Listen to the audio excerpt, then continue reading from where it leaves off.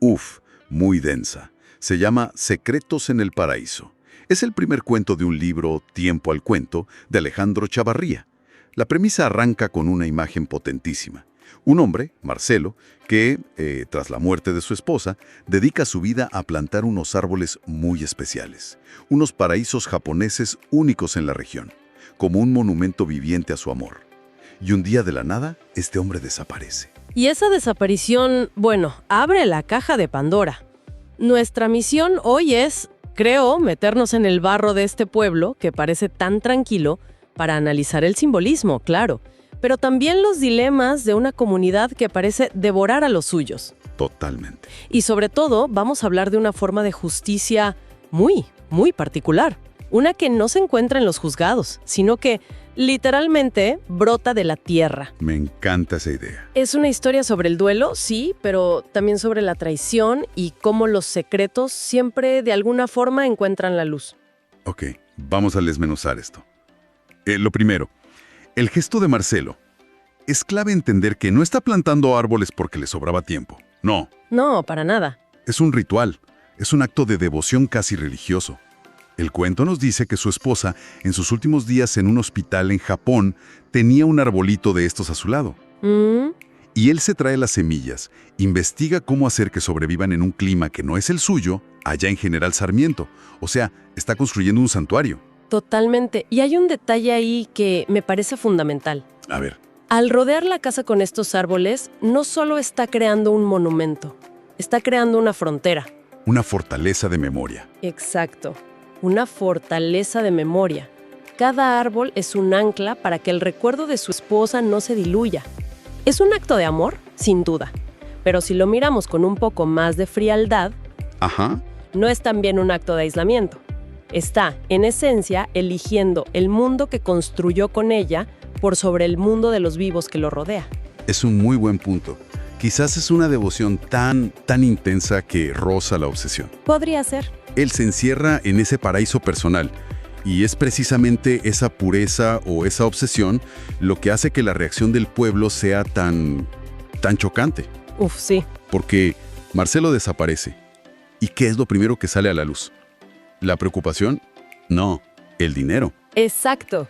La primera frase que define la reacción del pueblo es: todos sabían que había cobrado el seguro de vida de su mujer. Es que es brutal. Ni siquiera es un rumor, es un saber colectivo. El dinero contamina la narrativa desde el segundo uno. La tragedia de un vecino se convierte inmediatamente en una cuestión de codicia, de sospecha. Y eso nos dice muchísimo sobre la verdadera naturaleza de ese paraíso llamado General Sarmiento. A ver, pero espera. El pueblo salta a la conclusión del dinero, pero ¿hay algo en el texto que sugiera que Marcelo era una persona codiciosa o deshonesta? Todo lo contrario. Claro, su único acto descrito es de un amor desmedido. Me parece que esa reacción tan rápida habla más de la envidia y el resentimiento del pueblo que de Marcelo. Absolutamente. Y creo que hay una capa más profunda ahí. Pensemos en el contraste cultural. Interesante. Marcelo trae un elemento exótico, japonés, un ritual de duelo sofisticado y poético, a un pueblo pequeño y, asumimos, mucho más tradicional. Claro. ¿No será que ese gesto, tan grandilocuente y diferente, en lugar de generar admiración, generó una especie de resentimiento?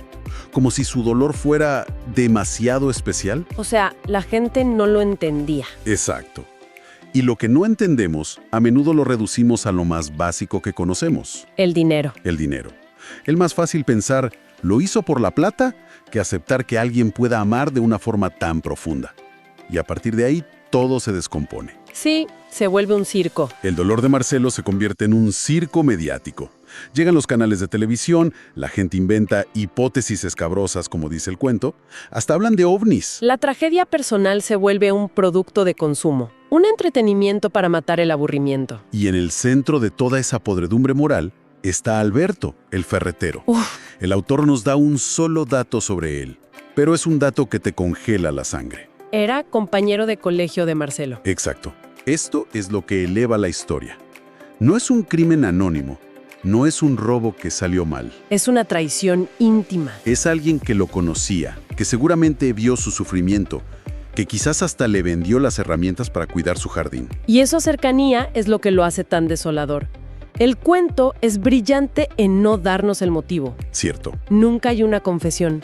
No sabemos si fue por el dinero, si fue por una vieja rencilla, por envidia pura, y esa ausencia de explicación es casi peor, ¿no? Es mucho peor, porque nos obliga a confrontar una verdad muy incómoda. ¿Cuál? Que a veces la gente hace cosas terribles por razones que nos parecen banales.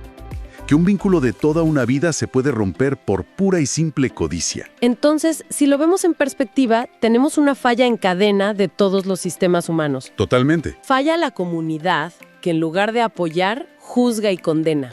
Falla la prensa, que convierte el dolor en espectáculo. Y falla la justicia formal. La policía. La policía. Pasan 3 años y el caso se archiva. Se convierte en un misterio sin resolver. La verdad parece destinada a quedar enterrada junto con Marcelo. Pero no queda enterrada. Y aquí es donde la historia pega un volantazo y se vuelve sublime. Es que es increíble, porque cuando el hombre fracasa, interviene algo más. La naturaleza. Sí. Que en esta historia no es un simple escenario de fondo. Es un personaje activo, con memoria y con un sentido de la justicia propio. Es que el momento es de una poesía. A ver, un periodista, el único que parece no olvidar el caso, vuelve al pueblo 3 años después. Y nota algo que es, en teoría, imposible. El árbol. El árbol, uno de esos paraísos japoneses que con tanto esfuerzo Marcelo logró que crecieran solo en su propiedad, ha brotado en el campo del ferretero. El mismo símbolo del amor de Marcelo se convierte en el dedo que apunta a su asesino. Y el simbolismo se intensifica hasta volverse casi doloroso. Es que el texto describe que las semillas de ese árbol delator son de un rosa tan fuerte que parecen lágrimas de sangre. Lágrimas de sangre. Es la tierra llorando y denunciando el crimen. Y si nos ponemos a pensar, ¿esto es algo mágico o sobrenatural? ¿O es una metáfora de algo más profundo? ¿Tú qué crees? Quizás nos dice que los actos de amor verdadero, como el de Marcelo, tienen una energía tan potente que se imprimen en el mundo físico. Que su devoción se convirtió literalmente en una fuerza activa después de su muerte. Me gusta esa lectura. No es un fantasma, es la persistencia del amor. Exacto. Y la imagen final que encuentra el periodista cuando empieza a cavar es de esas que se te quedan grabadas para siempre.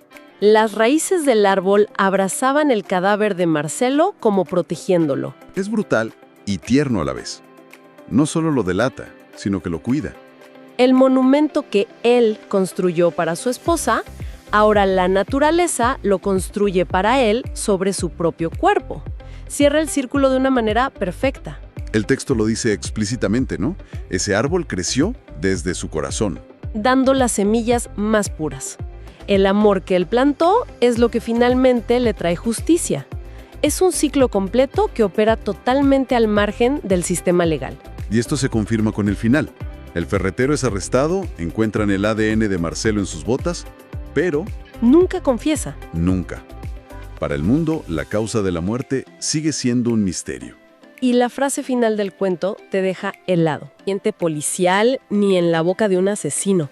Está en ese árbol, en ese acto de la naturaleza. Es una verdad que se siente, que se intuye, pero que no se puede probar en un tribunal.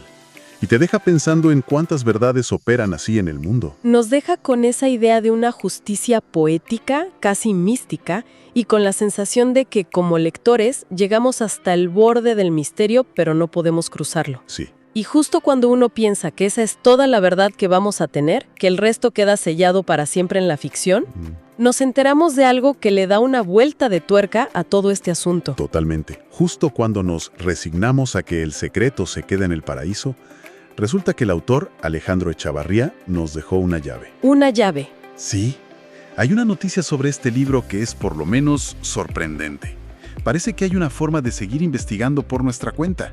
¿A qué te refieres?